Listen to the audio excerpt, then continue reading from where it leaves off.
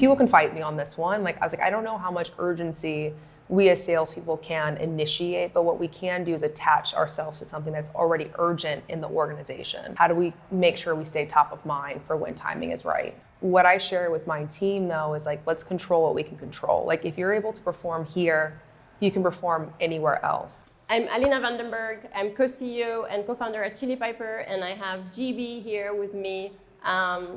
We're at CXL Live, an event that's happening in Austin. JB is going to be here talking to me about what SDR leaders and SDRs and anyone in business development can do to own actions within a tough environment, within an economic situation that's a bit strange for many companies, with actionable tips and insights that we can take and implement right away. So my name is Gabrielle Blackwell. I go by GB. I am a sales development manager at Airtable. So leading a team of pipeline generators, and we're working with strategic accounts, but I've had experience as a SDR manager for commercial accounts, mid-market, large, so I've kind of seen it all for sales dev. Now that the economy is kind of strange, are you observing any trends within your strategic account focus this quarter? Are they slowing down? Are they cutting budget? Yeah, so it's interesting for Airtable's value proposition. A lot of what we're helping organizations do is consolidate. So as organizations are looking to consolidate their tool stacks, they're trying to kind of bridge some of those data silos that exist. Airtable's super well positioned to be able to help them with that. So I think the hardest part of that is just finding out who in the organization owns the consolidation efforts. Do you feel that your buyer are getting a little bit harder to reach also? Yeah, I think one of the things that we're seeing as well is the people who are typically our buyers, and especially for these longer deal cycles, these might be folks who have been impacted by some of the layoffs that have happened. So it's more so how do we, one, establish the relationships with the people that are going to purchase, but then also how do we multi-thread within the account too, so that we're not inadvertently kind of caught up in some of the headwinds that some of the layoffs have.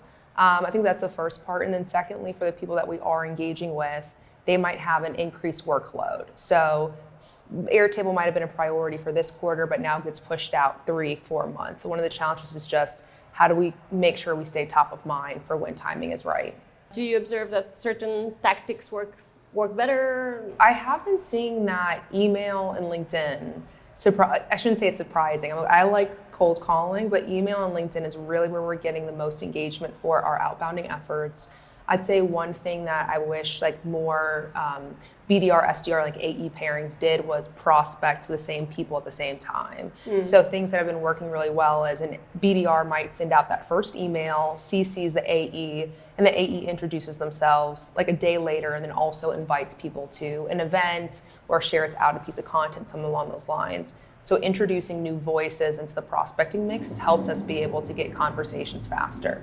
And I would imagine that you do a similar outreach to multiple personas in your accounts, not just the one. Yeah, not just the one. So especially for Airtable, it's what we'll call a horizontal solution. So it can be applicable to pretty much anyone in marketing as well as product. There's a small IT use case as well. And so part of this is we might have a foothold in marketing, but we're trying to figure out, okay, who in product marketing, who in product ops can we talk to as well? So that way we're getting a nice swath of the organization and not just staying in one single thread. And how do you manage to create urgency around action? Okay, talk to us now. Ooh, good question. People can fight me on this one. I was I don't know how much urgency we as salespeople can initiate, but what we can do is attach ourselves to something that's already urgent in the organization. One part of this is making sure that whatever accounts we're prioritizing, we're aware of what's urgent to them, we're aware of who it's urgent to, and we have some kind of understanding of how Airtable can help them speed up their process. I think the second part of this is then for the folks or for the accounts that we're working, where there might not be urgency just yet, maybe we can be the ones to share a bit of insights as to hey, here's what we're seeing in other parts of your industry or in other companies that have a similar strategy of yours. Here's what's super urgent for them. How are you approaching this today? So by introducing that seed of inception, I think that's how we can get them to think about, wait a minute, should this be urgent? I'm also wondering if your SDRs are feeling the pain, now that they're on LinkedIn a lot, of seeing a lot of layoffs and a lot of people asking for help to seek jobs? Is that demotivating, and how do they take that? I worry about that because I can go onto my LinkedIn and I see these things, and there are those times where it's like, all right, am I going to be impacted by that? I think there can be times where, you know, if a company is doing well, if they're not doing well, you start to ask yourselves those questions as well. What I share with my team though is like, let's control what we can control. Like if you're able to perform here, you can perform anywhere else, right? So as long as you're doing your best here, putting yourself in a position to be like, to drive an impact, to be seen as, you know, indispensable, like those are things in your control, and whatever happens, happens, right? I think it's also really great for kind of senior leadership at the organization to make sure that they're showing their face as well, for folks on the front lines, being curious about what's going on versus only inspecting and like making sure. It's a little bit like a micromanaging. And I think with that, when we're able to approach it from like, hey, like care about you, I want to see you succeed, I'm going to enable and coach you, you can provide people a little bit of an insulation to those feelings of, all right, is something bad going to happen?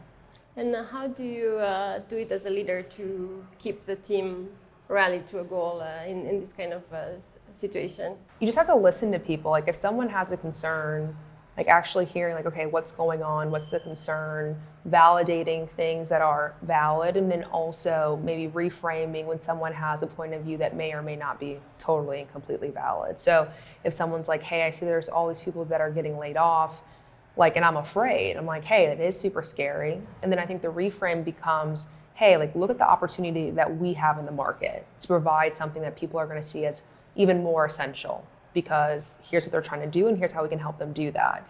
If we can continue to focus on helping these folks, like we're going to be in a really great spot, right? Cool, how are we feeling now? We're feeling better, wonderful. Okay, like how can I help you find those people so that we can provide value to them? So that I think the piece of listening to them, pointing them in the right direction of where they can focus on, and then making sure to offer up the support and encouragement and enablement they need to succeed. I love your message on authenticity, especially when we sell and people buy from people, and we bring us in a way that doesn't require to have a face on, to have that mask when things go bad, or just say things that we don't mean. People know. Yes. They can read through. Whenever you pretend to be someone else, people know. If we show that humanity and that we understand what even our buyers are going through, I think it plays dividends long term, even if it might not be immediately apparent. I agree. I think there's some people who will purchase the technology because they're going to purchase the technology, but the question is, do they keep wanting to work with you?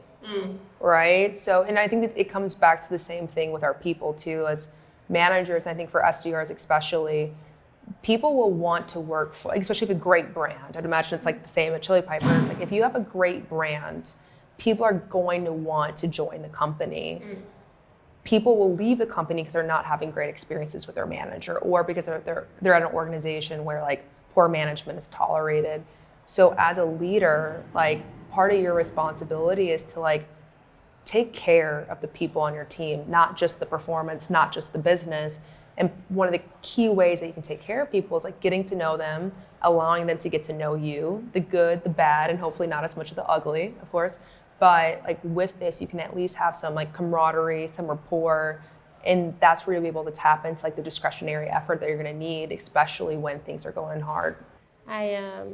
I'm completely aligned with growing of people and caring for people. Then that cultivation keeps on giving, and it's one of the most. It's only one thing that we have under control, right? Yeah, definitely. One last thing, when you go outbound to your key personas and you want to get their attention to book a meeting, what would you say there's the biggest obstacle that that your SDRs have to face that's specific to the economy, not in general? I think what ends up happening, what can get in the way a lot for sales development and going outbound is more so an internal problem than external. And what I mean by this is an organization might not be hitting the goals that they want to hit, right? They might not be pacing the way they want to pace. And then all of a sudden people go, what's going on internally? And SDRs a lot of the times are the ones who get the first pickings of inspection. So I think there's sometimes where in those situations, SDRs might feel a lot of pressure to perform in ways that they wouldn't normally perform. So I think like a lot of the times it's more so, how can we give, like as leaders and managers, like how can we give people air cover to still experiment, to still innovate, to think differently because things are changing. Like people might not be as responsive in the same channels. We might not be getting the same number of MQLs. Those MQLs might not be converting at the same rate as well. And so versus pointing fingers, let's get curious, right? And let's see what is the next level of innovation and experimentation that we can explore now. So like that to me is really like the biggest challenge is how can we internally as an organization still keep room for innovation and experimentation during a time where what helped us be successful in the past is no longer working. I resonate with that a lot. Be curious, don't point fingers is key to finding exactly how we can take action.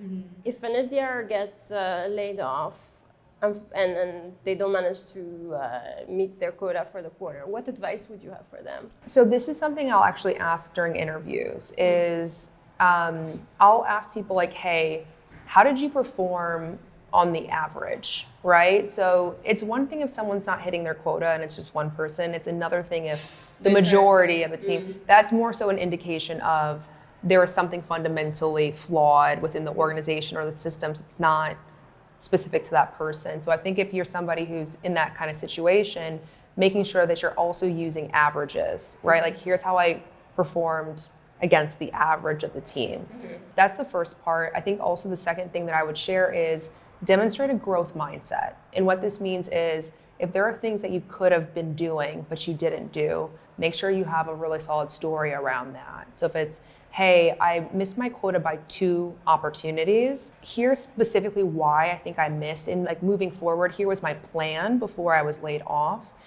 In this next role, here's what I'm really excited about being able to do and implement given what I know to work and what I know doesn't work. And I think from there, you can then ask a question, right? Like, so if you're like, you want to introduce a new method that may or may not be super kosher or like traditional, you can ask the question of like, hey, help me understand, how does your organization enable people to innovate and experiment, especially when things aren't working well? So I would go back to like, own your miss, talk about what you would do differently, and then also put it back on the company to answer some questions that you might want to have answered.